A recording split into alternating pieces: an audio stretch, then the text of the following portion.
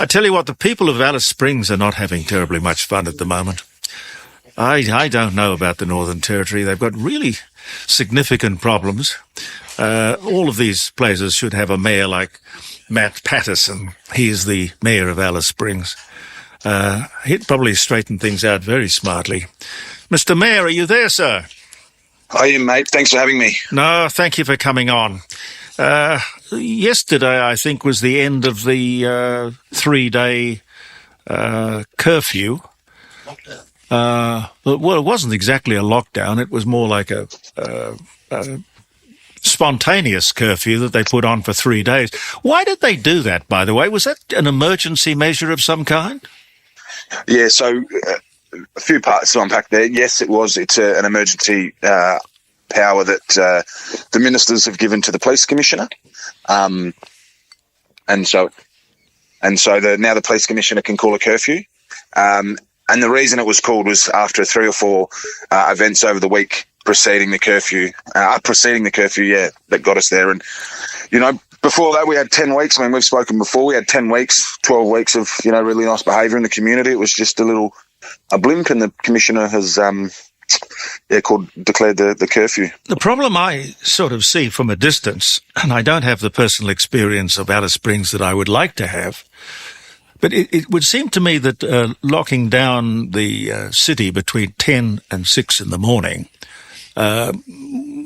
fixes a specific problem, but not the whole problem, because if you go out to the town camps and whatnot, and some of the suburbs outside, they aren't subject to a curfew.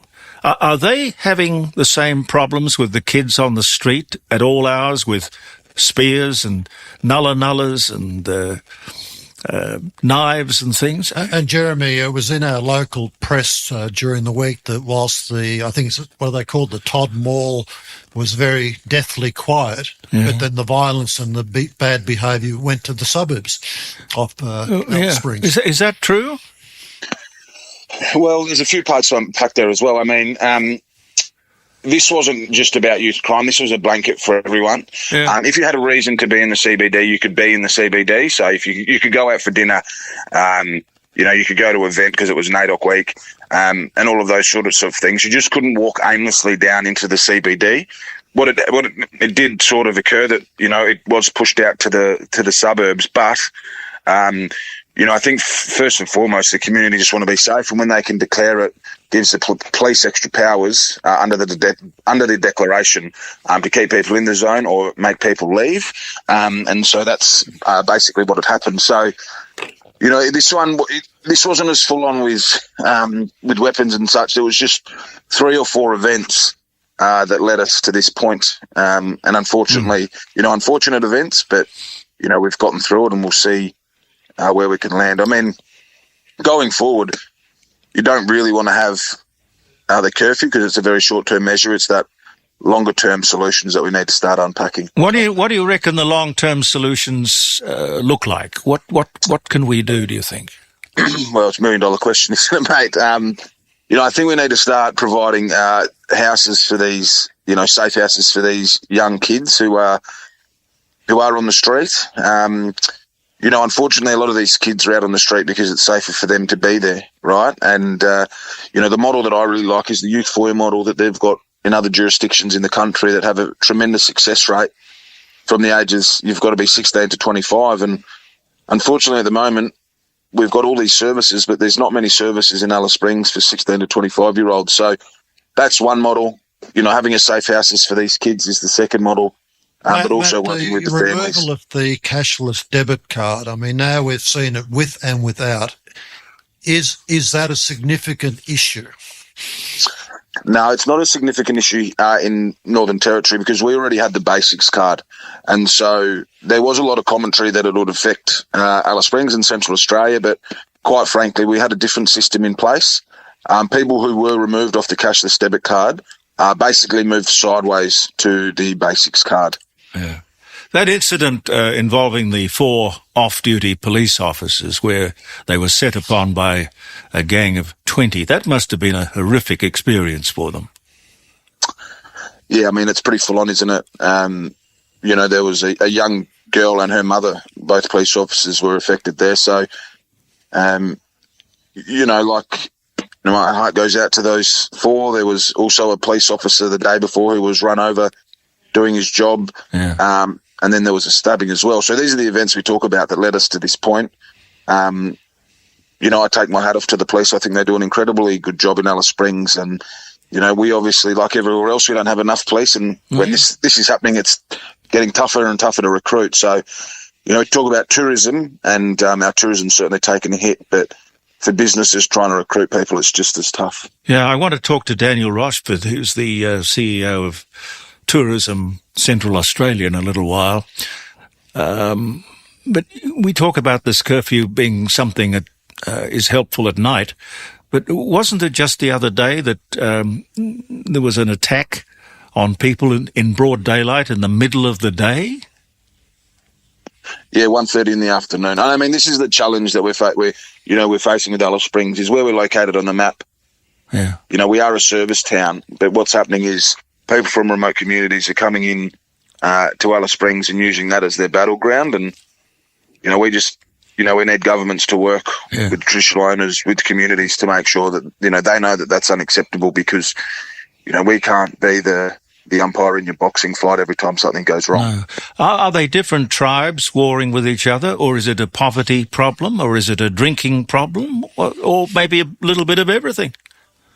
Yeah, there's a little bit of everything in there. I mean, initially, if I go back 12 weeks ago to the initial curfew, that was, there was some cultural challenges there through sorry business, through a young man who'd lost his life.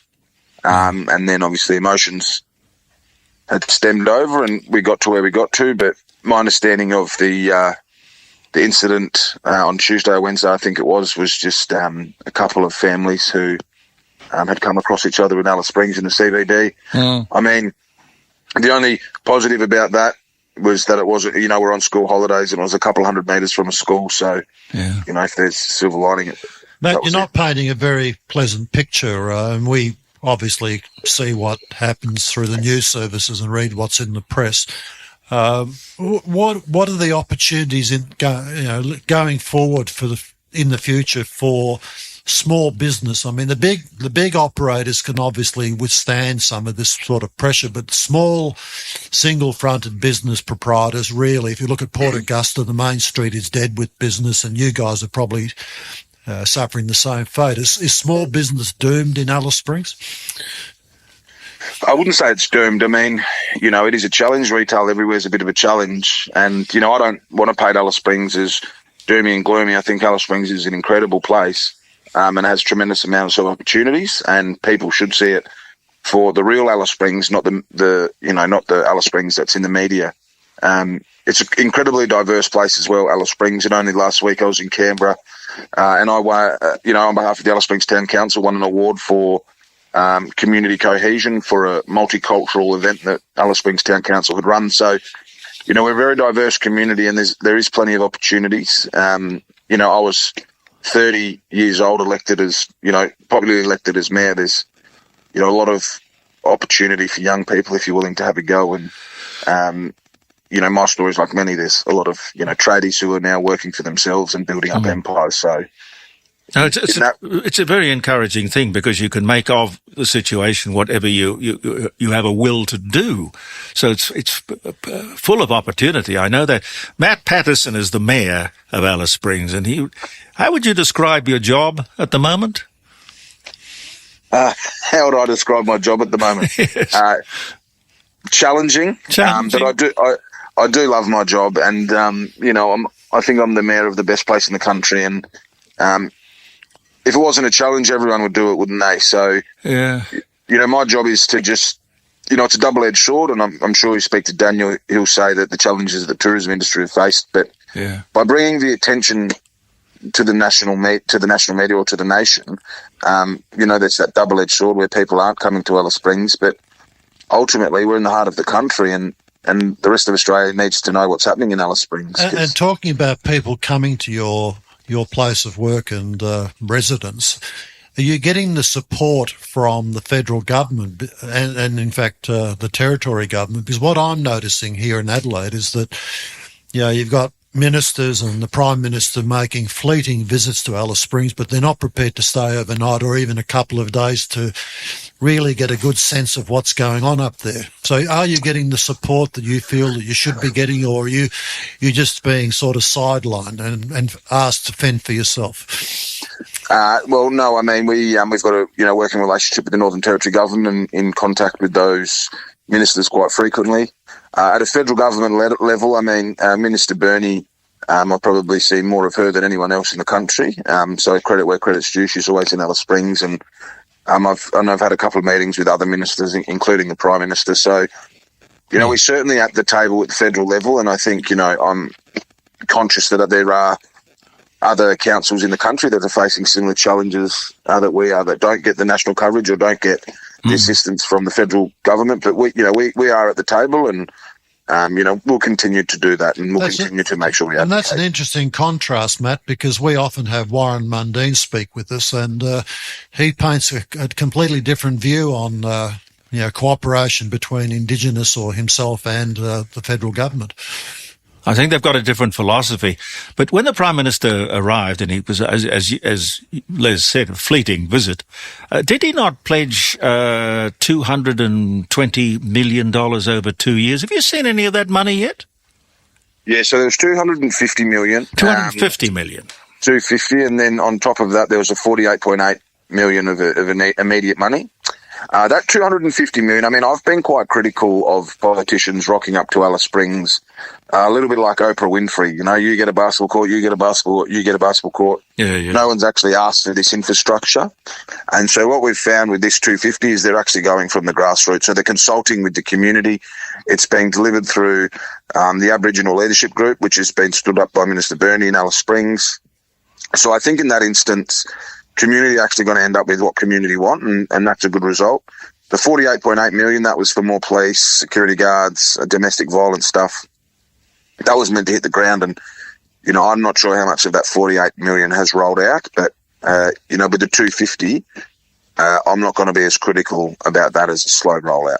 No. Well, we wish you well. We're thinking of you, Matt. Keep up the good work. Good on you. Thank you for the time. I take it there won't be another curfew unless there's another emergency of some kind. It'll just be hopefully a contained situation which will gradually get better. Fingers crossed. Yeah. Fingers crossed. I mean, we don't want to, that is the stopgap measure. And as I said, we don't celebrate when the curfew's called. We welcome it because we want the community to be safe, but we certainly don't celebrate it. Matt, thank you for coming on the show. Good on you. Thank you. Matt Patterson, ladies and gentlemen.